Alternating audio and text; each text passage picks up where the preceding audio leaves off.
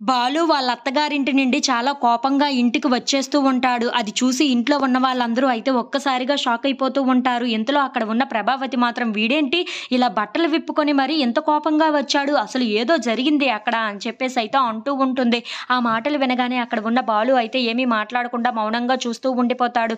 ఇంతలో అక్కడ ఉన్న సంజయ్ మాత్రం అదేంటి ఎవరైనా అత్తగారి ఇంటికి వెళ్తే పట్టుబట్టలు పెట్టుకొని మరీ తీసుకొని వస్తూ ఉంటారు. నువ్వేంటి ఇలా బట్టలు విప్పేసి మరీ వచ్చావు? అక్కడ ఏం జరిగిందో ఏంటో అని చెప్పేసి అయితే చాలా వెటకారంగా మాట్లాడుతూ ఉంటాడు. ఆ మాటలు వినగానే అక్కడ ఉన్న మీనా అయితే చాలా బాధపడుతూ ఉంటుంది.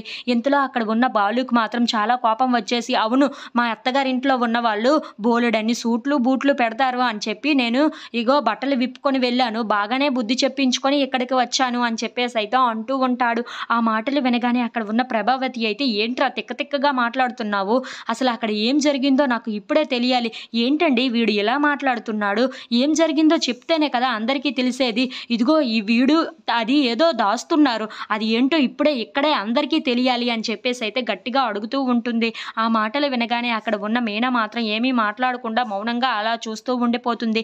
అది చూసి అక్కడ ఉన్న ప్రభావతి అయితే ఏంటి మీనా మీరిద్దరు ఏదో దాస్తున్నారని అర్థమవుతుంది. ఆ విషయం ఏంటో బయట పెడతారా లేదా అని చెప్పేసి అయితే చాలా కసురుకుంటూ ఉంటుంది. ఆ మాటలు విని అక్కడ ఉన్న మీన అయితే బాలు వైపు అలా చూస్తూ ఉండిపోతుంది.